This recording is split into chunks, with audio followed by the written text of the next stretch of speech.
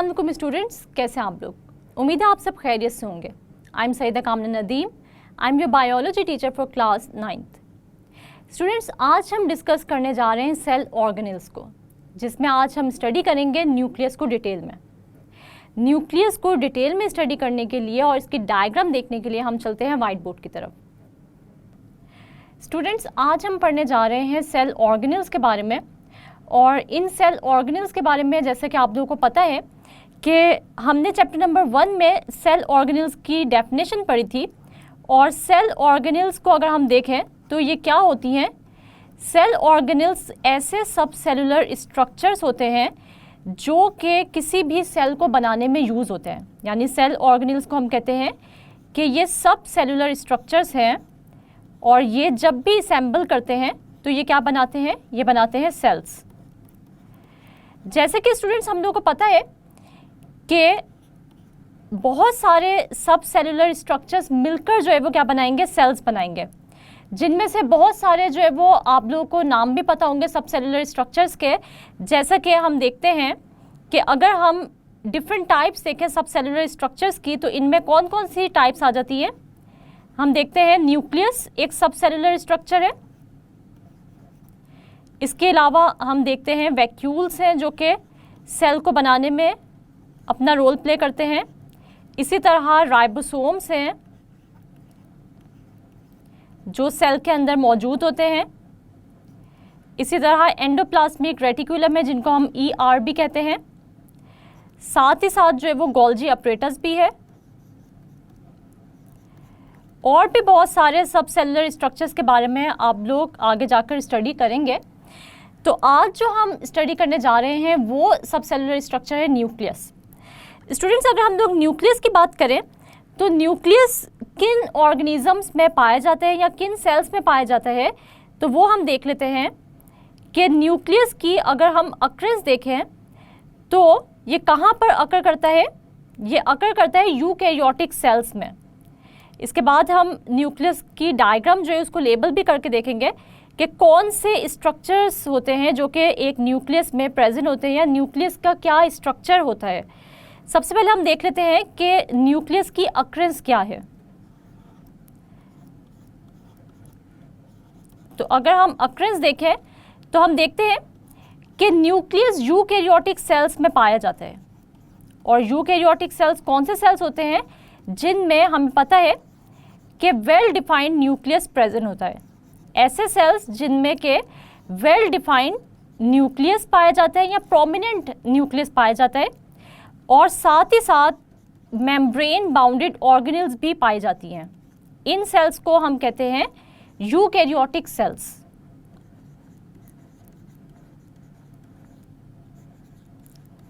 और अगर हम ये देखें कि न्यूक्लियस प्रोकैरियोटिक सेल्स में पाया जाता है या नहीं पाया जाता, तो स्टूडेंट्स हम लोगों को पता है कि न्यूक्लियस प्रोकैरियोटिक सेल्स में नहीं पाया जाता। अगर हम प्रोकैरियोटिक सेल्स की बात करें तो हमने ये पढ़ा हुआ है पहले भी कि प्रोकैरियोटिक सेल्स वो सेल्स होते हैं जिनमें के प्रोमिनेंट न्यूक्लियस प्रेजेंट नहीं होता। इसका मतलब ये हुआ कि प्रोकैरियोट्स जो होते हैं या प्रोकैरियोटिक जो सेल्स होते हैं उनमें कोई भी वेल डिफाइंड न्यूक्लियस प्रेजेंट नहीं होता।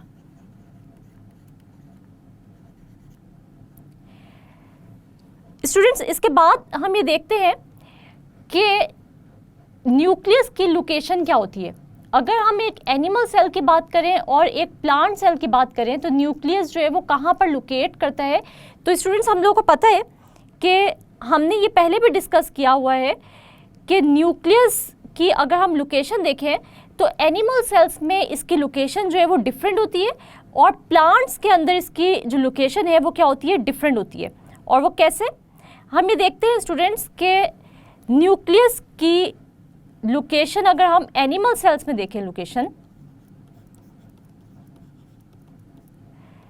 एनिमल सेल्स में न्यूक्लियस हमेशा सेंटर में पाया जाता है। एनिमल सेल्स के सेंटर में ये पाया जाता है न्यूक्लियस। स्टूडेंट्स अगर हम लोग प्लांट सेल्स की बात करें तो यही न्यूक्लियस जो है वो एक साइड पे प्रेजेंट होता है, सेंटर में प्रेजेंट नहीं होता, क्योंकि हमें पता है कि प्लांट सेल में एक सिंगल लार्ज वैक्यूल होता है, जिसकी वजह से वो जो लार्ज वैक्यूल होता है वो इस न्यूक्लियस को एक तरफ या एक साइड पर जो है वो क्या कर देता है, पुश कर देता है। तो हम ये कहते हैं कि प्लांट सेल के अंदर लार्ज वैक्यूल होता है जो कि कहाँ पे प्रेजेंट होता है, सेंटर में प्रेजेंट होता है, और ये सेंटर में प्रेजेंट होने की वजह से ये लार्ज वैक्यूल सेंटर में पाया जाता है, और ये सेंटर में होने की वजह से ये पुश कर देता है इस न्यूक्लियस को to a side, push nucleus to a side, यानी एक तरफ जो है ये क्या कर देता है, पुश कर देता है न्यूक्लियस को। स्टूडेंट्स हमारे पास ये डायग्राम है न्यूक्लियस की जो आप लोगों को नज़र भी आ रही है। हम ये देखते हैं कि आप लोगों को यहाँ पर जो है वो डिफरेंट पार्ट्स नज़र आ रहे हैं न्यूक्लियस के, जिनको हम लेबल करेंगे और मैं साथ साथ बताऊंगी कि ये कौन से पार्ट्स हैं और इनका क्या रोल है। अगर हम बात करें इस पार्ट की, ये जो आपको नज़र आ रहा है, तो ये है न्यूक्लियर एनवेलप, यानी हम ये देखते हैं कि न्यूक्लियस में एक डबल मेम्ब्रेन बाउंडेड कवरिंग होती है, यहाँ पर एक लेयर होती है जो कि डबल मेम्ब्रेन बाउंडेड होती है। ये हमारे पास जो एरिया शो हो रहा है ये है न्यूक्लियर एनवेलप, और न्यूक्लियर एनवेलप आप लोगों को नज़र आ रही है कि ये एक डबल मेम्ब्रेन बाउंडेड स्ट्रक्चर है। ये आपको न्यूक्लियर एनवेलप नज़र आ रही है जो कि एक डबल मेम्ब्रेन बाउंडेड स्ट्रक्चर है। स्टूडेंट्स आप लोगों को ये जो फ्लूइड लाइक मटेरियल नज़र आ रहा है इस मेम्ब्रेन के अंदर, ये जो ब्लू कलर का आपको शो हो रहा है लिक्विड लाइक मटेरियल, इसको हम कहते हैं न्यूक्लियोप्लाज्म। जैसे स्टूडेंट सेल के अंदर जो है वो सेमी विस्कस एक सब्सटेंस होता है जिसको हम साइटोप्लाज्म कहते हैं, इसी तरह हम देखते हैं कि न्यूक्लियस के अंदर भी एक फ्लूइड लाइक मटेरियल या एक फ्लूइड लाइक सब्सटेंस प्रेजेंट होता है जिसे हम क्या कहते हैं, न्यूक्लियोप्लाज्म कहते हैं, न्यूक्लियोप्लाज्म।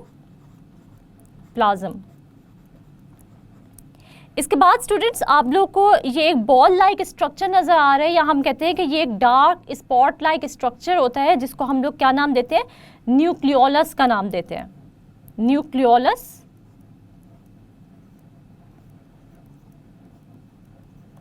इसी तरह आप लोग को ये कुछ थ्रेड लाइक स्ट्रक्चर्स नज़र आ रहे हैं जिसे हम कहते हैं क्रोमेटिन। और अगर हम जब भी ये जो क्रोमोसोम्स हैं या ये जो क्रोमेटिन आपको थ्रेड लाइक स्ट्रक्चर्स नज़र आ रहे हैं, जब भी ये क्रोमोसोम्स नॉन डिवाइडिंग फेज में होते हैं तो हम ये कहते हैं कि ये थ्रेड लाइक स्ट्रक्चर्स की फॉर्म में होते हैं जिसे हम कहते हैं क्रोमेटिन। और जब भी यही क्रोमेटिन जब डिवाइडिंग फेज में जाएंगे, इन स्ट्रक्चर्स को हम नाम देंगे क्रोमेटिन का। ये मैं आपको नीचे करके थोड़ा सा लिख देती हूँ क्योंकि यहाँ पे हमारे पास जगह कम है। तो हम देखते हैं कि ये जो स्ट्रक्चर आप लोगों को नज़र आ रहे हैं इनको हम नाम देते हैं क्रोमेटिन का। जब ये क्रोमोसोम्स नॉन डिवाइडिंग फेज में होते हैं तो हम इनको नाम देंगे क्रोमेटिन का, क्योंकि ये थ्रेड लाइक स्ट्रक्चर्स में आप लोगों को नज़र आ रहे हैं और ये किसी भी जो है वो ऑर्गेनाइज्ड फॉर्म में आपको नज़र नहीं आ रहे हैं। आप लोगों को ऐसा लग रहा है जैसे कोई थ्रेड लाइक स्ट्रक्चर्स है, कोई धागे के स्ट्रक्चर्स है जो कि यहाँ पर न्यूक्लियोप्लाज्म में पड़े हुए हैं।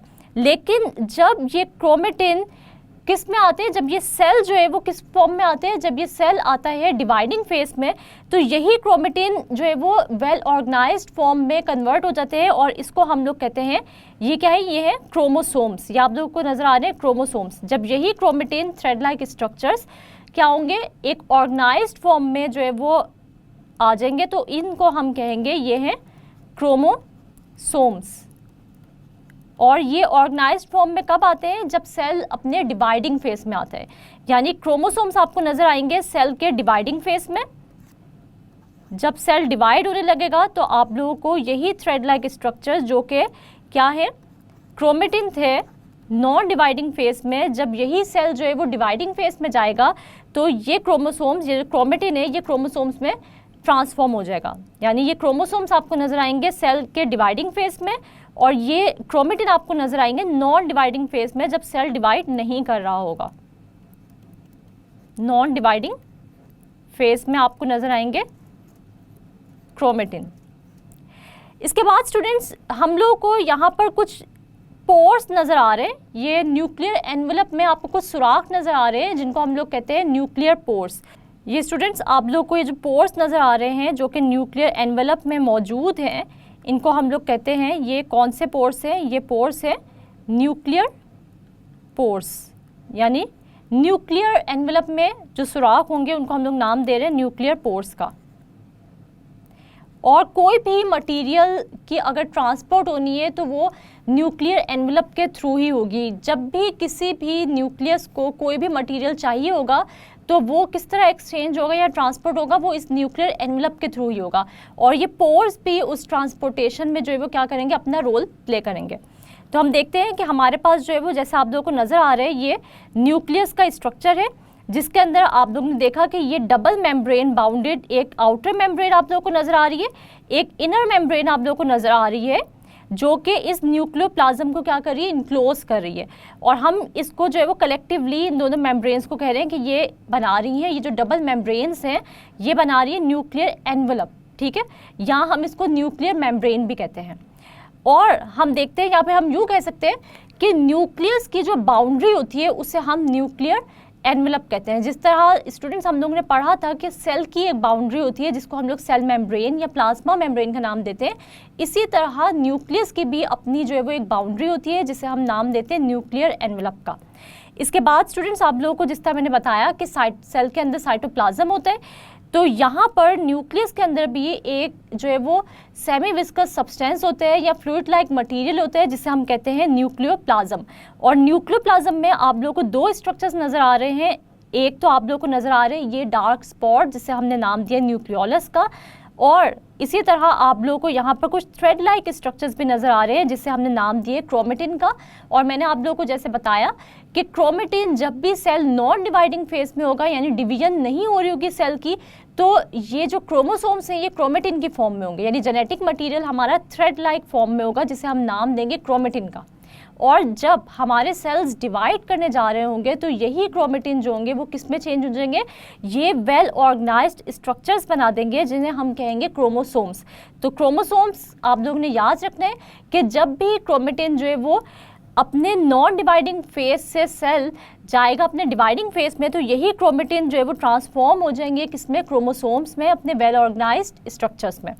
इसी तरह स्टूडेंट्स आप लोगों ने यहाँ पर कुछ पोर्स आप लोगों को नज़र आ रहे हैं, ये देखिए आपको यहाँ पर ब्लू कलर के कुछ सुराख नज़र आ रहे हैं जो कि आप लोगों को कहाँ पे नज़र आ रहे हैं, आप लोगों को नज़र आ रहे हैं न्यूक्लियर एनवेलप में। और इन पोर्स को हम लोग नाम दे रहे हैं न्यूक्लियर पोर्स का। तो स्टूडेंट्स अब हम लोग जो है वो एक दफ़ा इसकी जो एक्सप्लेनेशन है वो हम लोग देख लेते हैं। आप लोगों ने जैसे डायग्राम देखी, मैंने आप लोगों को एक्सप्लेन भी कर दिया डायग्राम कि न्यूक्लियस के अंदर कौन कौन से स्ट्रक्चर्स हैं जो कि प्रेजेंट होते हैं। अब हम उनकी डिटेल में चले जाते हैं कि जो न्यूक्लियस के स्ट्रक्चर्स हैं इनका क्या रोल होता है। तो हम देखते हैं कि न्यूक्लियस के स्ट्रक्चर्स का क्या रोल है। सबसे पहले स्टूडेंट्स हम लोग बात कर लेते हैं कि न्यूक्लियस के स्ट्रक्चर में जो चीज़ें प्रेजेंट होती हैं वो कौन कौन सी हैं। स्ट्रक्चर ऑफ न्यूक्लियस हम डिस्कस करने जा रहे हैं। Structure of nucleus. तो सबसे पहले जो हमने न्यूक्लियस का स्ट्रक्चर में देखा कौन सा कंपोनेंट था, वो था न्यूक्लियर एनवेलप का। तो न्यूक्लियर एनवेलप के बारे में आप लोगों ने क्या पढ़ा कि न्यूक्लियर एनवेलप जो है वो क्या है, एक डबल मेम्ब्रेन बाउंडेड स्ट्रक्चर है। न्यूक्लियर एनवेलप एक डबल मेम्ब्रेन स्ट्रक्चर है, डबल, इसकी दो मेम्ब्रेन्स आप लोगों को नजर आई और इसकी एक थी आउटर लेयर और एक थी इनर लेयर, जिसने के यानी न्यूक्लियर एनवेलप का अगर हम लोग रोल देखें तो हम ये देखते हैं कि ये किस चीज़ को इनक्लोज करता है, ये इनक्लोज करता है या ये कवर करता है न्यूक्लियोप्लाज्म को। और ये हम कह सकते हैं कि ये जो न्यूक्लियर एनवेलप है ये क्या है, ये न्यूक्लियस की कवरिंग है। तो हम ये देखते हैं कि न्यूक्लियर एनवेलप जो है वो किस चीज़ को इनक्लोज कर रहा है, न्यूक्लियोप्लाज्म को, इनक्लोजेस न्यूक्लियोप्लाज्म। और किस तरह ये इनक्लोज कर रहे हैं, just like cell membrane encloses cytoplasm। encloses cytoplasm।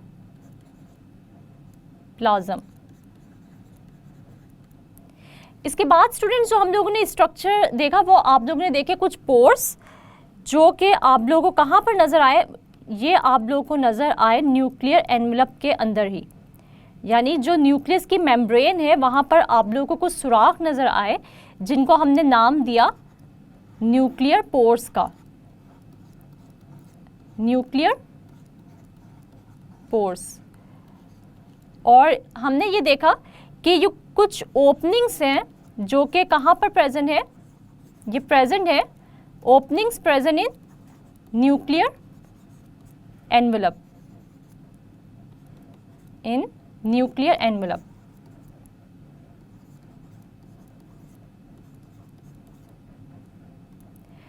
और इन पोर्स का जो है वो क्या फंक्शन है, इन पोर्स का फंक्शन है कि ये transportation of different materials between cytoplasm और न्यूक्लियर प्लाज्म में क्या करते हैं, हेल्प करते हैं।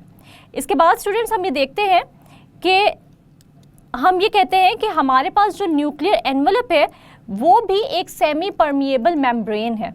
अगर हम लोग न्यूक्लियर एनवेलप की बात करें तो न्यूक्लियर एनवेलप जिस तरह हमारे पास सेल मेम्ब्रेन है उसके बारे में हमने पढ़ा था कि ये एक सेमी परमिएबल मेम्ब्रेन है, इसी तरह न्यूक्लियर एनवेलप या न्यूक्लियर जो मेम्ब्रेन है वो भी क्या है, एक सेमी परमिएबल मेम्ब्रेन है। Nuclear envelope is semi permeable. और सेमी परमिएबल का मतलब अगर आप लोगों को याद हो तो हमने क्या पढ़ा था कि सेमी परमिएबल मेम्ब्रेन जो है वो कैसी मेम्ब्रेन होती है, वो मेम्ब्रेन जो कि क्या करेगी, कुछ मटेरियल या कुछ सब्सटेंसेस को अपने अंदर से पास होने देगी और कुछ को क्या करेगी, अलाउ करेगी, और कुछ को क्या करेगी, उनको इनहिबिट कर देगी उनकी एंट्री को। तो हम कहते हैं कि सेमी परमिएबल का मतलब क्या होता है कि सेमी परमिएबल ऐसी मेम्ब्रेन होती है जो कि अलाउ करती है कुछ सम मटेरियल्स या कुछ सब्सटेंसेस को अपने अंदर से जो है वो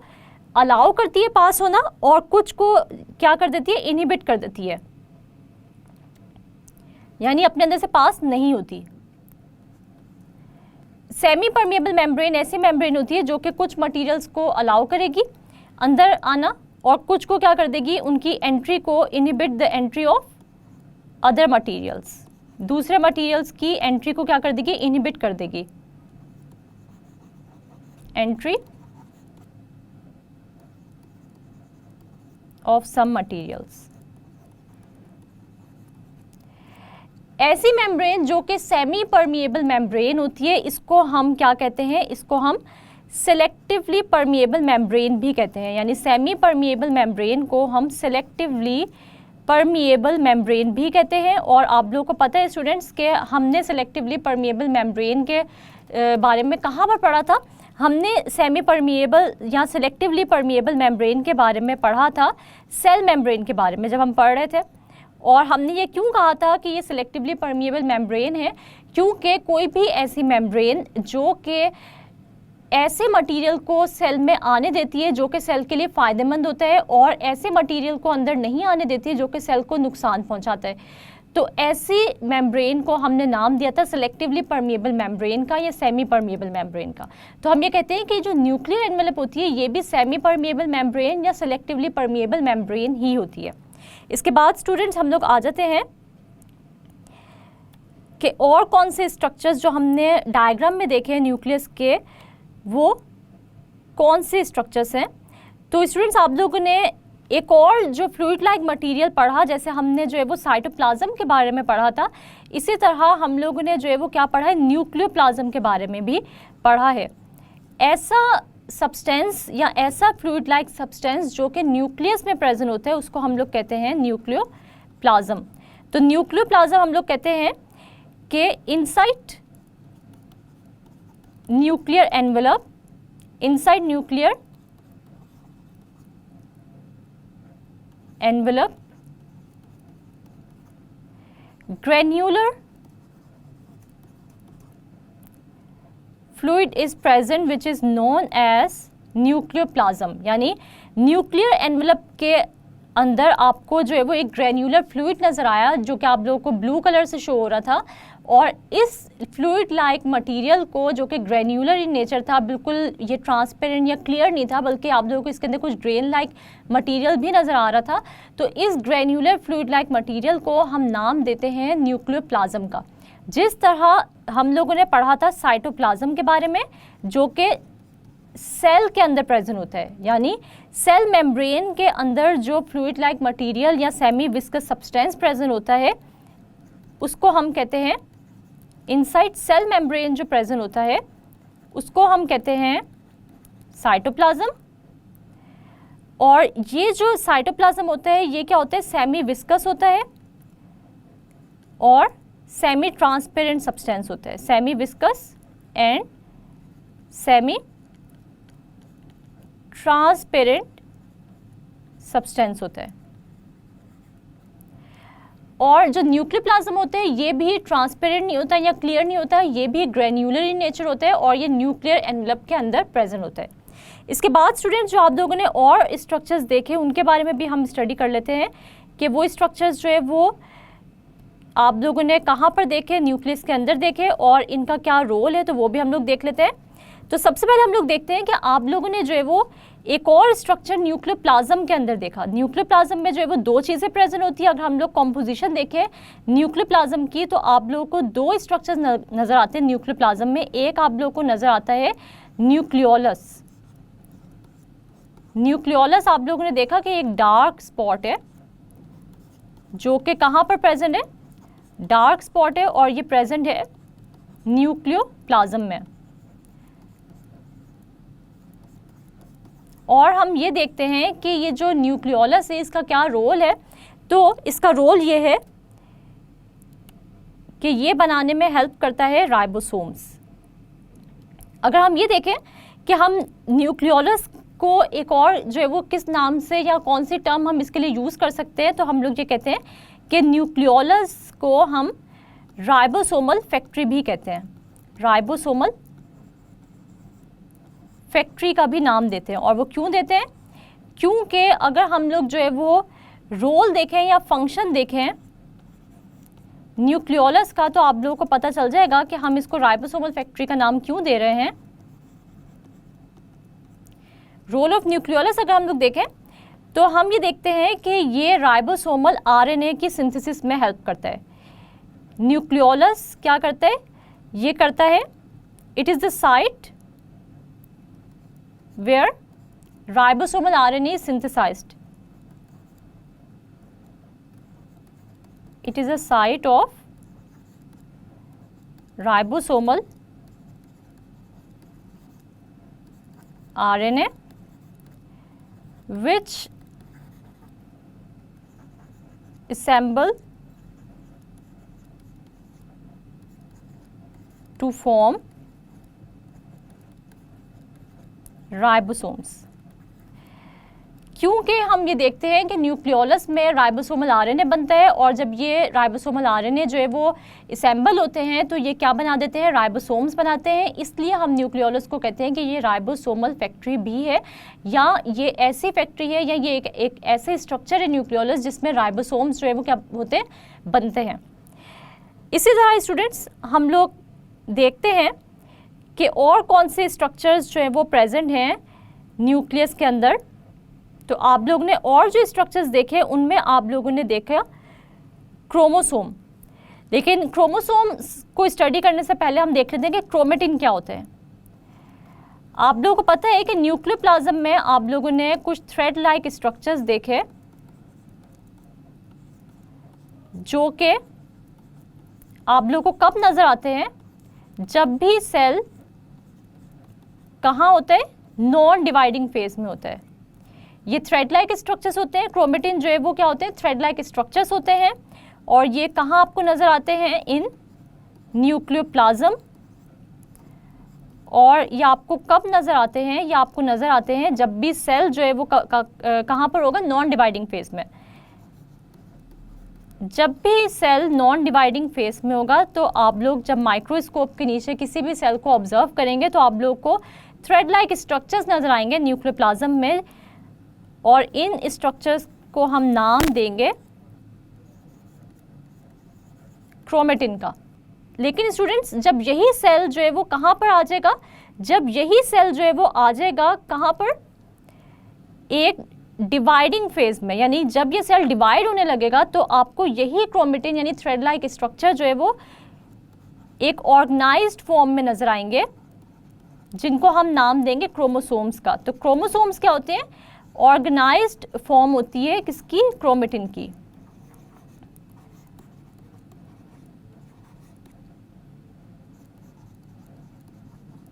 और आपको ये क्रोमोसोम्स जो है वो ये कब नजर आएंगे, जब सेल जो है वो कहाँ होगा, ये डिवाइडिंग फेज में होगा या सेल डिवाइड कर रहा होगा। डिवाइडिंग फेज ऑफ सेल में आपको जो है वो ये स्ट्रक्चर यानी क्रोमोसोम जो है वो नजर आएंगे।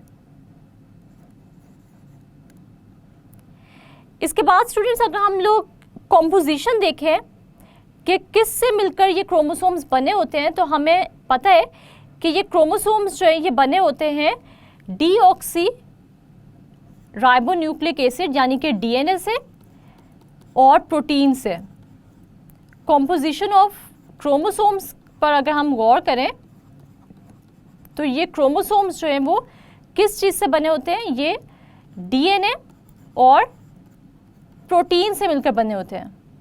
और डीएनए का स्टूडेंट्स आप लोगों को पता है कि इसका पूरा नाम जो डीएनए का है वो क्या है, deoxy ribonucleic acid. Deoxy ribo nucleic acid. और वो प्रोटीन जो कि क्रोमोसोम्स को बनाने में हेल्प करती है, उस प्रोटीन को हम नाम देते हैं हिस्टोन प्रोटीन का। Histone protein. इसके बाद स्टूडेंट्स हम लोग ये देखते हैं कि हमारे पास अगर हम प्रोकैरियोटिक सेल की बात करें तो प्रोकैरियोटिक सेल में न्यूक्लियस जो है या प्रोमिनेंट न्यूक्लियस जो है वो प्रेजेंट नहीं होता। जैसे हम लोगों ने अभी बात भी की थी कि इसमें जो है वो प्रोमिनेंट न्यूक्लियस नहीं होता, तो हम ये देखेंगे कि इसका क्रोमोसोम जो है वो कहाँ प्रेजेंट होगा। न्यूक्लियस में तो प्रेजेंट नहीं हो सकता क्योंकि न्यूक्लियस तो आपको नज़र ही नहीं आता। तो इस वजह से हम ये देखेंगे कि प्रोकैरियोटिक सेल को जब ऑब्जर्व करते हैं तो उनके क्रोमोसोम्स जो है वो कहाँ पर होंगे, उनके क्रोमोसोम्स जो है वो आप लोगों को नज़र आएंगे साइटोप्लाज्म में।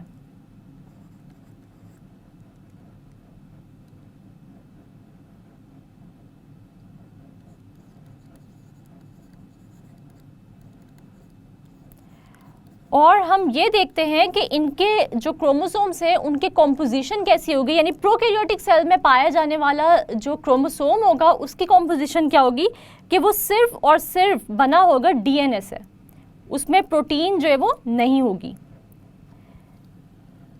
कॉम्पोजिशन ऑफ प्रोकैरियोटिक क्रोमोसोम की अगर हम बात करें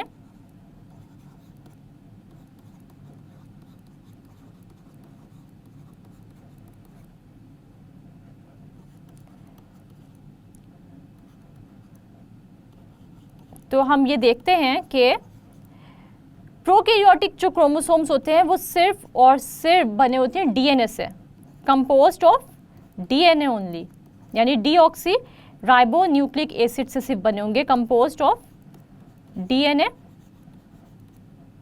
ओनली। जो प्रोटीन्स हैं वो इन क्रोमोसोम्स में प्रेजेंट नहीं होंगी। स्टूडेंट्स मैं आप लोगों को एक दफ़ा जो है वो क्विक रिव्यू दे देती हूँ। तो हम इसकी डायग्राम की तरफ चलते हैं। न्यूक्लियस की जो डायग्राम मैंने आप लोगों को दिखाई है उसकी तरफ हम लोग चलते हैं और फिर उसके बाद मैं आप लोगों से लूँगी क्विज़, और क्विज़ लेने से मुझे ये पता चलेगा कि आप लोगों को आज के टॉपिक की कितनी समझ आई है। स्टूडेंट्स हम लोग एक दफ़ा दोबारा से जो है वो इसकी डायग्राम देख लेते हैं, जिससे आप लोगों को जो है वो आज के टॉपिक को मैं एक दफ़ा रिव्यू कर देती हूँ ताकि आप लोगों को आज के टॉपिक की एक दफ़ा जो है वो रिवीजन हो जाए। तो हम ये देख रहे हैं कि हमारे पास ये न्यूक्लियस की डायग्राम है जिसमें आप लोगों को एक मेम्ब्रेन नज़र आ रही है जो कि डबल मेम्ब्रेन है, यानी कि ये आउटर मेम्ब्रेन आपको नज़र आ रही है, यानी इसमें आपको दो लेयर्स नज़र आ रही हैं, एक आउटर लेयर है और एक इनर लेयर है, और इसको हम नाम दे रहे हैं न्यूक्लियर एनवेलप का। इसके बाद आप लोग को न्यूक्लियर एनवेलप के अंदर एक ब्लू कलर का फ्लूइड नज़र आ रहा है जिसको हम लोग नाम दे रहे हैं न्यूक्लियोप्लाज्म का। जिस तरह के सेल में जो है वो एक सेमी विस्कस फ्लूइड होता है जिसको हम लोग नाम देते हैं साइटोप्लाज्म का। इस फ्लूइड में यानी न्यूक्लियोप्लाज्म में आप लोगों को नज़र आ रहे हैं क्रोमेटिन, ये थ्रेड लाइक स्ट्रक्चर्स और साथ ही आप लोगों को एक डार्क स्पॉट नज़र आ रहा है जिसको हम लोग नाम दे रहे हैं न्यूक्लियोलस का। इस न्यूक्लियोलस को हमने राइबोसोमल फैक्ट्री का भी नाम दिया। इसके बाद हम देखते हैं कि ये थ्रेड लाइक स्ट्रक्चर जो नज़र आ रहे हैं ये non dividing phase of cell में आप लोगों को नज़र आएंगे, लेकिन जब डिवाइड होगा सेल तो यही क्रोमेटिन ऑर्गेनाइज्ड फॉर्म में इस तरह से जो है वो ट्रांसफॉर्म हो जाएंगे और इन स्ट्रक्चर्स को हम लोग नाम देंगे क्रोमोसोम्स का। इसके बाद आप लोगों को जो है वो न्यूक्लियर एनवेलप में कुछ पोर्स या सुराख भी नज़र आ रहे हैं जिनको हम लोग नाम दे रहे हैं न्यूक्लियर पोर्स का। तो ये डायग्राम है न्यूक्लियस की जो आप लोगों ने आज स्टडी की। इसके बाद स्टूडेंट्स मैं आप लोगों से एक छोटा सा क्विज लेती हूँ और ये क्वेश्चंस आप लोगों ने जो है वो इन क्वेश्चंस की रिटर्न प्रैक्टिस करनी है। तो स्टूडेंट्स आप लोगों से मैं एक छोटा सा क्विज लेती हूँ जिसके अंदर मैं आप लोगों को बता देती हूँ कि कौन से ऐसे शॉर्ट क्वेश्चंस हैं जो कि एग्जाम पॉइंट ऑफ व्यू से इम्पॉर्टेंट है और ये वो क्वेश्चंस हैं जो कि एग्जाम्स में रिपीट भी हो चुके हैं। तो हमारे पास जो पहला क्वेश्चन है वो है डिफाइन न्यूक्लियर एनवेलप। तो न्यूक्लियर एनवेलप के बारे में आप लोगों को पता है कि न्यूक्लियर एनवेलप हम लोग किसको कहते हैं? ऐसी मेम्ब्रेन या ऐसी कवरिंग जो कि न्यूक्लियोप्लाज्म को इनक्लोज करती है, या फिर हम यूँ कह सकते हैं कि न्यूक्लियस की जो कवरिंग होती है या फिर डबल मेम्ब्रेन जो कवरिंग है न्यूक्लियस की, उसको हम लोग क्या नाम देंगे? न्यूक्लियर एनवेलप का नाम देंगे। इसके बाद स्टूडेंट्स हमारे पास क्वेश्चन नंबर 2 है जो कि है व्हाट इज क्रोमेटिन। तो आप लोगों को पता है कि जब भी सेल जो है वो कहाँ पर होगा? नॉन डिवाइडिंग फेज में होगा,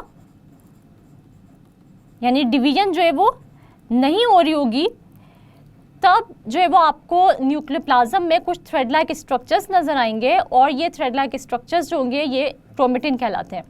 लेकिन अगर यही क्वेश्चन आप लोगों को आ जाए कि डिफाइन क्रोमोसोम्स, तो आप लोगों को पता होना चाहिए कि आप लोग जो है वो उसको कैसे डिफाइन करेंगे। आप लोग जो है वो एक वर्ड चूज करेंगे कि during dividing phase of cell जो क्रोमेटिन होगा वो चेंज हो जाएगा किसके अंदर, या ट्रांसफॉर्म हो जाएगा एक ऑर्गेनाइज्ड स्ट्रक्चर में जिसे हम लोग क्या नाम देंगे? क्रोमोसोम का नाम देंगे। और आप लोग ये भी बताएंगे कि क्रोमोसोम्स जो है वो किस चीज़ से बने होते हैं? वो बने होते हैं डीएनए से और प्रोटीन से। और अगर प्रोटीन का नाम आप लोगों को पूछ लिया जाए तो आप लोगों को पता होना चाहिए कि ये प्रोटीन कौन सी हिस्टोन प्रोटीन है। इसके बाद स्टूडेंट्स हमारे पास जो 4th क्वेश्चन है जो पूछा जा सकता है एग्जाम में वो है व्हाट इज न्यूक्लियोप्लाज्म। तो आप लोगों को पता है कि न्यूक्लियोप्लाज्म क्या होते हैं? Inside nuclear envelope fluid like material या fluid like substance is present which is known as nucleoplasm. What is nucleoplasm? तो आप लोगों को इसका आंसर भी आता है और आप लोगों को पता होना चाहिए कि न्यूक्लियोप्लाज्म में जो है वो क्या क्या चीज़ होती है। न्यूक्लियोप्लाज्म में आप लोगों को न्यूक्लियोलस नज़र आया और साथ ही आप लोगों को क्रोमेटिन भी नज़र आया। इसके बाद स्टूडेंट्स हम लोग ये देख लेते हैं कि इसमें से और कौन से शॉर्ट क्वेश्चंस आ सकते हैं। तो इसमें से आप लोगों से जो है वो बहुत ही इजी क्वेश्चंस भी पूछे जा सकते हैं, जैसे कि आप लोगों से ये पूछा जा सकता है what is location of nucleus in cell. What is location of nucleus in cell. तो आप लोगों को पता होना चाहिए कि एनिमल सेल में जो न्यूक्लियस होते हैं वो सेंटर में होता है, लेकिन प्लांट सेल में क्योंकि एक लार्ज वैक्यूल होते हैं जो कि न्यूक्लियस को एक साइड पे जो है या एक तरफ जो है वो क्या कर देता है? पुश कर देता है। तो आप लोग को ये दोनों लोकेशंस जो है वो लिखनी पड़ेंगी, एनिमल सेल की भी और प्लांट सेल में न्यूक्लियस की भी लोकेशन जो है आप लोग को डिस्क्राइब करनी पड़ेगी। इसके बाद अगर हम लोग लॉन्ग क्वेश्चन देखें तो आप लोगों को लॉन्ग क्वेश्चन इसमें से आ सकता है राइट नोट ऑन न्यूक्लियस, और साथ ही हम देखते हैं राइट नोट ऑन न्यूक्लियस, और साथ ही आप लोगों से जो है वो ये भी कहा जा सकता है ऑल्सो ड्रॉ इट्स डायग्राम। अगर आप लोगों से ये कहा जाए या ना कहा जाए, यानी डायग्राम ड्रॉ करने का कहा हो या ना कहा हो, आप लोगों ने हमेशा लॉन्ग क्वेश्चन में डायग्राम ड्रॉ करनी है। यानी अगर आप लोगों को सिर्फ ये क्वेश्चन आते हैं कि राइट नोट ऑन न्यूक्लियस, तो तब भी आप लोगों ने डायग्राम ड्रॉ करनी है। और आप लोगों ने जो है वो कैसे लिखने, यहाँ पर नोट में आप लोगों को बता दूँ कि आप लोगों ने इसका जो एक्सप्लेनेशन है या जो आंसर होगा वो आप लोग कैसे देंगे, उसके अंदर आप लोग हेडिंग्स बनाएंगे। सबसे पहले जो है वो आप लोग बताएंगे कि न्यूक्लियस की जो है वो डेफिनेशन क्या है। इसके बाद आप लोग ये बताएंगे कि अक्रेंस क्या है। इसके बाद आप लोग लोकेशन बताएंगे कि न्यूक्लियस जो है वो कहाँ प्रेजेंट होता है, यानी उसकी आप पोजीशन बताएंगे। फिर आप लोग जो है वो स्ट्रक्चर को डिस्कस करेंगे, जिसके अंदर जो है वो डिफरेंट सब हेडिंग्स जो मैंने आप लोग को बनाना बताई हैं वो आ जाएंगी। और इसके बाद आप लोग जो है वो क्या करेंगे, ये बताएंगे कि प्रोकैरियोटिक सेल्स जो होते हैं उनमें न्यूक्लियस जो है वो प्रेजेंट होता है या नहीं होता।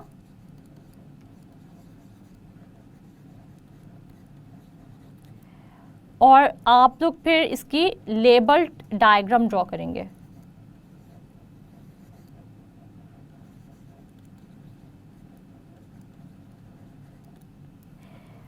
तो स्टूडेंट्स, आप लोगों को मैंने बताया कि इनमें से कौन कौन से क्वेश्चंस जो है वो एग्जाम में आपसे पूछे जा सकते हैं। आप लोगों ने ये क्वेश्चंस जो है वो अच्छे तरीके से प्रिपेयर कर लेने हैं। लॉन्ग क्वेश्चन भी आप लोगों ने प्रिपेयर कर लेने हैं। और आज की छोटी सी एक्टिविटी ये है कि आप लोगों ने एक तो न्यूक्लियस पर नोट लिखना है, ये शॉर्ट क्वेश्चंस जो है ये प्रिपेयर करने हैं, इनकी रिटन प्रैक्टिस करनी है, और साथ आप लोगों ने एक बहुत ही खूबसूरत सी न्यूक्लियस की डायग्राम भी ड्रॉ करनी है। जी स्टूडेंट्स, तो आज हमने न्यूक्लियस को डिटेल में स्टडी किया।